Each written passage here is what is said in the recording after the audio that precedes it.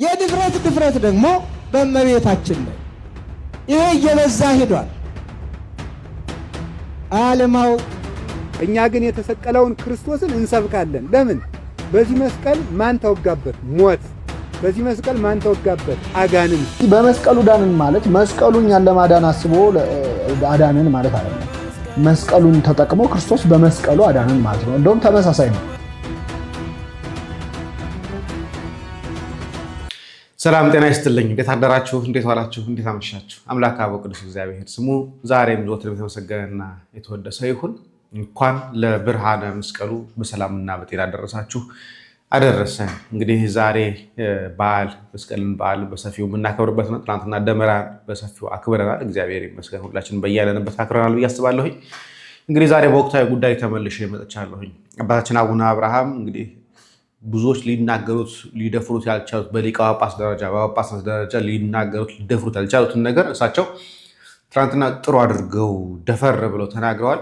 እግዚአብሔር አክብርና አባታችን ቡራኪው ትድረሰን። እንግዲህ የአቡነ አብርሃም ንግግር የአባታችን አባ ገብረ ኪዳን ንግግር በተለይ ከመስቀል ጋር በተያያዘ እንዲሁም ደግሞ ምራችን ዲያቆን ሄኖክ ኃይልም ከመስቀል ጋር በተያያዘ ከዛ በተጨማሪ ግን እንደው ምን ያህል ክርስትናችን ወደ አልሆነ አካሄድ እንደሄደ የምታዩት አሁን ላይ በቲክቶክ መንፈሳዊ የትዳር አገናኞች የሚል መጥተዋል። ዴቲንግ መንፈሳዊ ዴቲንግ ብለው ቲክቶክ ላይ ፔጅ ከፍተው የሚያወያዩ ሰዎች የሚያጣብሱ ሰዎች መጥተዋል። እንዲህ እየተራቀቅን እንደሆነ ግን መድኃኔዓለም ክርስቶስ ይወቅ። ለማንኛውም ነገር እንዳልፈጅባችሁ ጊዜ እንዳልወስድባችሁ ከአባታችን ከአቡነ አብርሃም ንግግር እንጀምርና እንቀጥላለን። ድፍረት ደግሞ በእመቤታችን ላይ ይሄ እየበዛ ሄዷል። አለማወቅ፣ አለመረዳት። ማን ነው ከእናንተ ውስጥ አንድ ጓደኛችሁ ወላጅ እናትን አቃሎ ፎቶዋን መቅደድ አይደለም ማጨማደድ አይደለም ስም አጠራሯን ዝቅ አድርጎ ቢጠራ የሚታገስ ማን ነው? እሱ ካለ ልጅነቱ ያጠራጥራል። የእናት ፍቅር የሌለውም ያሰኘዋል ካለ ዝም የሚል። ለዚህም ነው ኦርቶዶክሳውያንም እናታችን ስትነካ ዝም የማይሉት። እኔና እኔን መሳዮች ለማስታመም ለማስተማር ትዕግስትን ለማዘውተር ቀስ በቀስ ብለን በሕግ እንሂድ ስንል ወጣቱ ደግሞ ትዕግስቱ ያልቅና ለምን ይላል። ለምን አልክ አንለውም። እናቱ ናታ የተገሰጸች፣ የማይደፈር ነው የተደፈረው። ስለዚህ ለዚህ ልብ አድርጉ። በተለይ መልእክቴ ለሁሉም እገሌ ወገሌ ሳንል ይልቁንም ለሃይማኖት ሰዎች ለሃይማኖት መሪዎች በልዩ ልዩ መንገድ ይችን ቤተ ክርስቲያን የሚያቃልሉ አማኞቻችሁን ለእናታችን ለቅድስት ቤተ ክርስቲያን ስም የሚሰጡ አማኞቻችሁን እኛ ቅዱስ ጳውሎስ እንደነገረን በቅዱስ መጽሐፍ የተሰቀለውን ክርስቶስን እየሰበክን እኛ የምናምነውን ከመወለዳችሁ በፊት የምናመልከውን ኢትዮጵያውያን ያመለኩትን ኢየሱስ ክርስቶስን በማቃለል ሌላ ስም የሚሰጡትን አማኞቻችሁን አዲስ አማኞች ሆነው ብቅ ያሉትን ፓስተሮቻችሁንም ጭምር አስታግሱልን። በቃ በሉልን። በጋራ ሀገር በጋራ እንኑር። በጋራ ሀገር በጋራ በሰላም እንኑር። ለሀገር እድገት እንጣር። ለሀገር ሰላም እንሩጥ። ስንት የምንሰራው ስራ መች ጠፋና? በግጭት ላይ ግጭት እንፈጥራለን። በጦርነት ላይ ጦርነት ማወጅስ ተገቢ ነው? ስንት የምንሰራው ስራ የሃይማኖት ሰዎች መች የምንሰራውን ሰራንና? የስንት ንጹሐን ደም እየፈሰሰ ነው። ስንቶቹ በረሃብ አለንጋ እየተገረፉ ነው። ስንቶቹ መጠለያ አጥተው የአውሬ ቀለብ እየሆኑ ነው። ወላጆች እንዴት ነው እያለቀሱ ያሉት?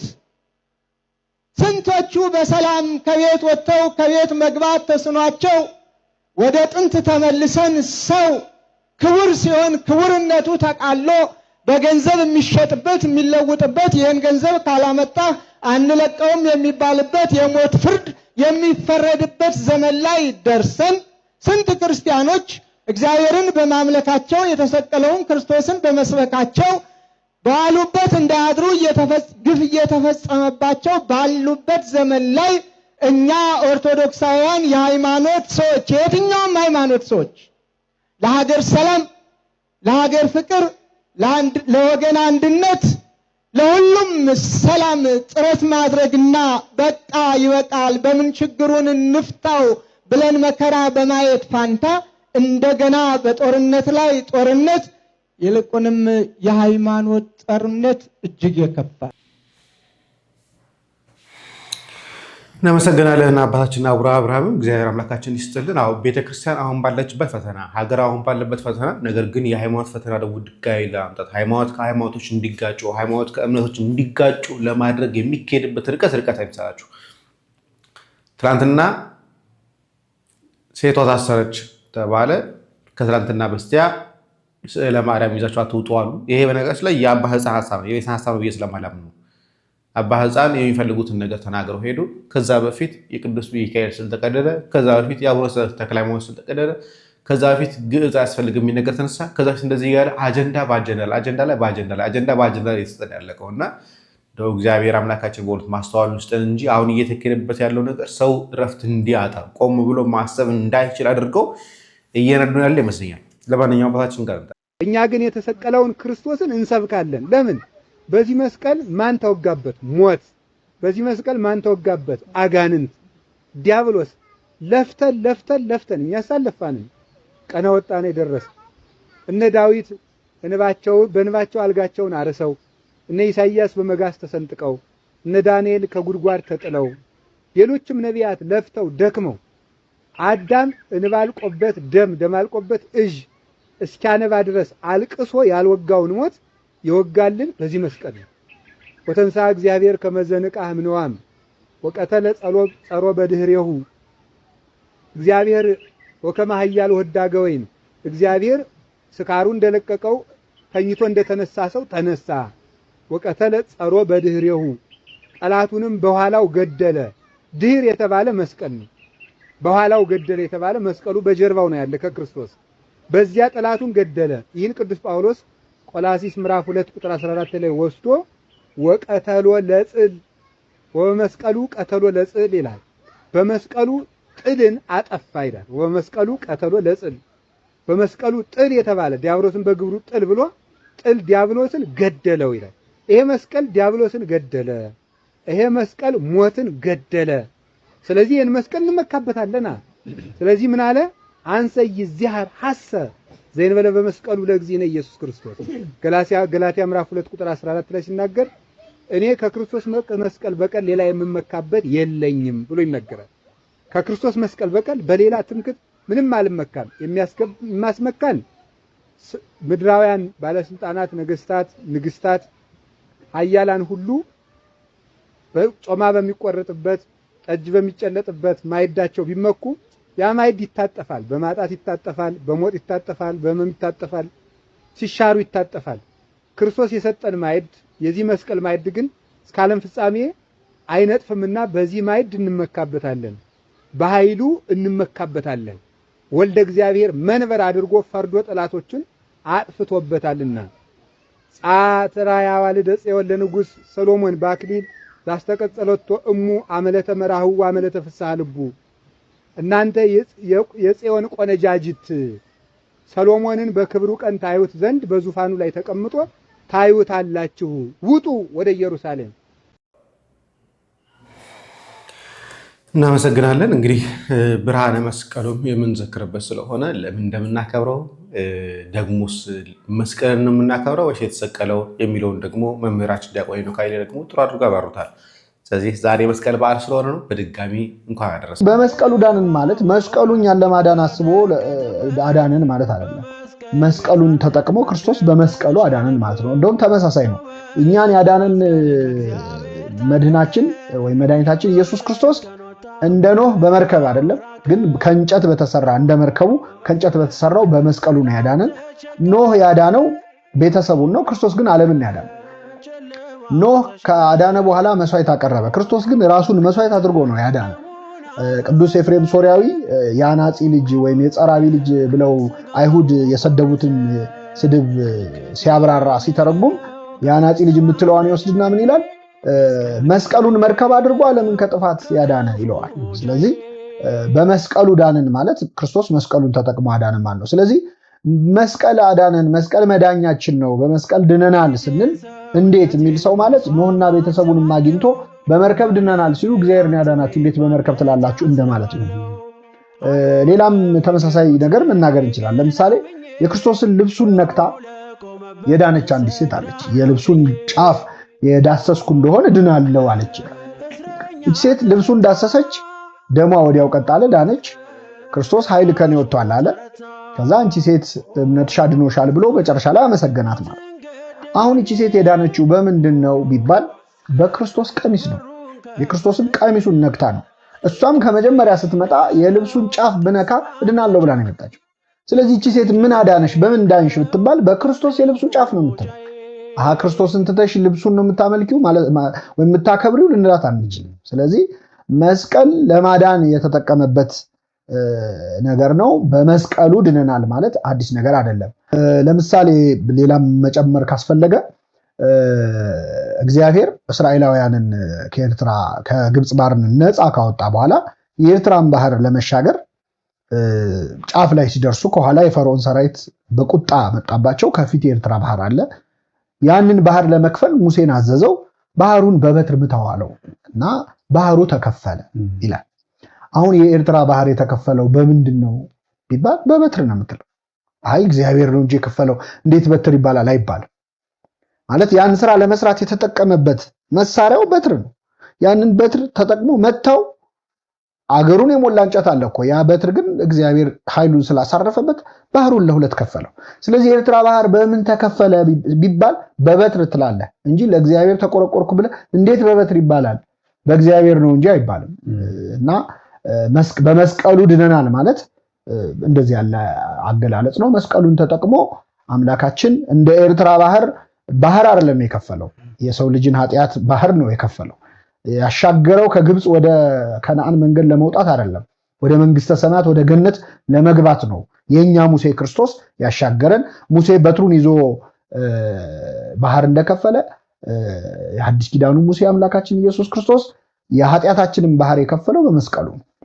ስለዚህ በመስቀሉ እንድናለን ብለን የምንመሰክርበት ምክንያት ለዛ ነው። የሙሴ በትር እባብ ሆናለች፣ መልሳ ሌሎቹን እባቦች ውጣለች። ሌሎች ጠንቋዮችም እኮ በትር ነበራቸው፣ ግን የሙሴ በትር የሱ እባብ ሆና ተለውጣ የሌሎቹን እባብ ዋጠቻቸው ይላል። ከዛ ተመልሳ በትር ሆነች ይላል። የሐዲስ ኪዳኑ ሙሴ ኢየሱስ ክርስቶስ በትሩ የሆነው መስቀሉ ግን እባብ ወደ መሆን አይደለም የተለወጠው። እባቡን ራሱን የቀጠቀጠው ክርስቶስ በመስቀሉ ነው። ስለዚህ ይህንን በማስተዋል እንናገራለን። ሌላው በመስቀሉ እናምናለን ይባላል ወይ ለሚለው አሁን እናምናለን። በመስቀሉ እናምናለን ማለት በነገራችን ላይ እናመልካለን ማለት አይደለም። የምናምንባቸው በጣም ብዙ ነገሮች አሉ። ለመምህራችን ዲያቆን ሄኖክ ኃይሌ እግዚአብሔር አምላካችንን ረጅም ዕድሜ ከጤና ጋር ይስጥልን። እንግዲህ ስለ መስቀል ይህን ካለን ወደ አንድ ነገር እንምጣ። እንግዲህ አሁን ላይ ማህበራዊ ሚዲያ አንድ የስራ ዘርፍ የምናውቃቸው በተለይ በዓለሙ ላይ ያሉ ሰዎች ትዳር የሚያገናኙ አሉ፣ የሚያጣብሱ አሉ። እንደዚህ ፕላስ 18 ብለው ኦንላይን ላይ እዛ እንዴት እንዲደራረጉ እንዲተዋወቁ የሚያደርጉ ሰዎች ነበሩ አሉ፣ እያየንም ጭምር ነበር። አሁን ላይ ግን ወደ ምን ነገር ይሄ ነገር አደገ፣ መንፈሳዊ ጋብቻ አገናኝ የሚል ነገር ተጀምሯል። እና እስቲ ወንድማችን ኤፍሬም የሚያነሳልን ሀሳብ ስላለ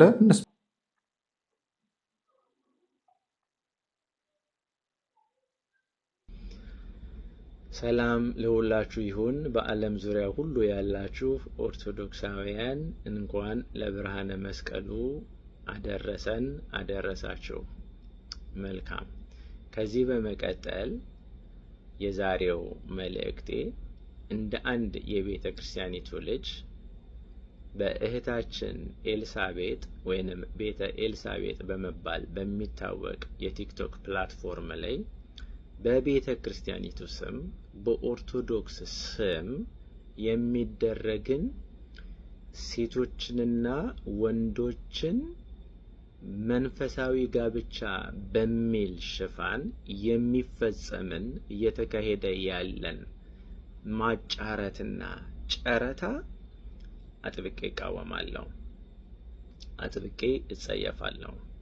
ይህንንም በትላንትናው ዕለት የዚህን ጉዳይ ዋና እንደ ስራ አስኪያጅ ሆና በቤቷ የምታስፈጽመውንና የምትፈጽመውን እህታችን ኤልሳቤጥ በፕላትፎርም ስሟ ማለት ነው ወይንም በቲክቶክ ስሟ የእውነተኛ ስሟ ከሆነ አላውቅም፣ ቤተ ኤልሳቤጥ ረዘም ያለ ሰዓት ወስጄ በትላንትናው ዕለት ይህ ከቤተ ክርስቲያን አስተምህሮ አንጻር በጣም ስህተት እንደሆነ፣ በጣም ጸያፍ እንደሆነ፣ ሴትንም ሆነ ወንዶችን ለጨረታ ማውጣት እንደሆነ፣ አስተምህሮንም እንደሚጣረስ፣ ትውፊቱንም እንደሚያፈርስ፣ ቤተ ክርስቲያንም ይህንን እንደማትፈቅድ ረዘም ያለ ሰዓት ወስጄ ለማስረዳትና ለመሞገት ሞክሬያለሁ። ነገር ግን በውይይታችን ኤልሳቤጥ እህታችን ፍጹም የሆነ የጠነከረ የደነደነ የተሳሳተ አቋም አላት። በዛን የተለያየ ነው። ስለዚህ እንደ አንድ የቤተ ክርስቲያን ልጅ ይህንን ለሷ ብቻ ሳይሆን በቤቷ ለሚገቡ መምህራን፣ መነኮሳት፣ ዲያቆናት እንደዚሁም ደግሞ ይሄ በተሳሳተ መልኩ ራሳቸውን ለጨረታ ሊያቀርቡ የሚሄዱ ኦርቶዶክሳውያንን ብለው ያሰቡ ይህ ኦርቶዶክሳዊ አካሄድ ነው ብለው ያመኑ የዋሃን እህቶችና የዋሃን ወንድሞች ወደ ማስተዋል እንዲመጡ ከዚህ መንፈሳዊ ያይደለ ነገር ግን በጣም በቤተክርስቲያን ስም ሲደረግ በተለይ በጣም ጸያፍ ከሆነ ተግባር ራሳቸውን እንዲጠብቁ እንደ አንድ የቤተክርስቲያኒቱ ልጅ አደራላለሁ፣ መልእክቴንም አስተላልፋለሁ። ሁለተኛው በዚህ ቦታ ተገኝተው ይህንን በቤተ ክርስቲያኒቱ ስም መነኮሳት ሆነው፣ ቀሳውስት ሆነው፣ ዲያቆናት ሆነው፣ መምህራነ ወንጌል ሆነው በአንድም በተለያየ ምክንያት ይህንን የሚያበረታቱ አባቶች ሆኑ መምህራን ወንጌሎች፣ መምህራነ ወንጌል ተጠያቂ መሆናቸው ሊያውቁት ይገባል። ለነሱም ይህንን መልእክት አደርሳለሁ። ከዛ በተረፈ የእህታችን የኤልሳቤጥ አካሄድ እጅግ አስደንጋጭ ነው፣ እጅግ አስፈሪ ነው። እህታችን ኤልሳቤጥ በኦርቶዶክስ ስም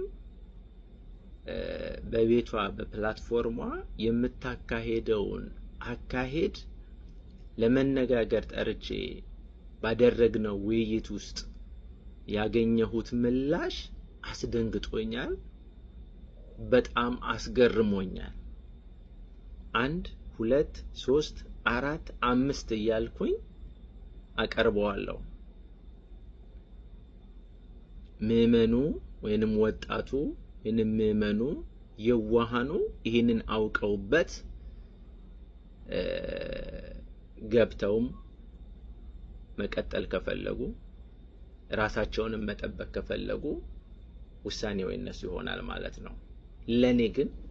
ለኔ ግን በተለይ መምህራነ ወንጌሎች ቤተ ኤልሳቤጥ ውስጥ ገብታችሁ የምታስተምሩ መምህራን መጀመሪያ ኤልሳቤጥ እህታችንን በእውነት በደንብ ልትሞግቱ፣ በደንብ ልታስተምሩ፣ እሷን ልትመልሱ ይገባል። በቅደም ተከተል መጣበታለሁ። በእውነት ኦርቶዶክስ ነች ወይ? በራሱ እናመሰግናለን። እንግዲህ ዶጮ ተከታታይ ቪዲዮዎችን ይሰራል ወይ ዩቲዩብ ላይ ወይ ደግሞ ቲክቶክ ላይ ያጋራል። ስለዚህ ኦርቶዶክሳውያን እንግዲህ እንደ ዓለሙ ላይ ቢዝነሱ ለተሳካ ዓለሙ ላይ ይሄ ነገር ሰምሮ ስለታየ ቤተክርስቲያን ላምጥቶ መለጠፉ ተገቢ ነው ብዬ አላስብም። ኦርቶዶክሳዊ ዴቲንግ አባቶቻችን እንደነገሩን ቀርቦ በአካል ተነጋግሮ መጠናናት፣ መመካከር፣ መነጋገር እንጂ ብዙ ትርፍ ነገር ባልናገር ጥሩ እያስባለሁ። ለማንኛውም ጊዜ ከፈቀደልን ከሰዓት ቪዲዮ ላይ በአንድ ቪዲዮ መለሳለሁ ተስፋ አድርጋለሁ። ሰላም እግዚአብሔር ከእናንተ ጋር ይሁን። ቸር ቆዩ።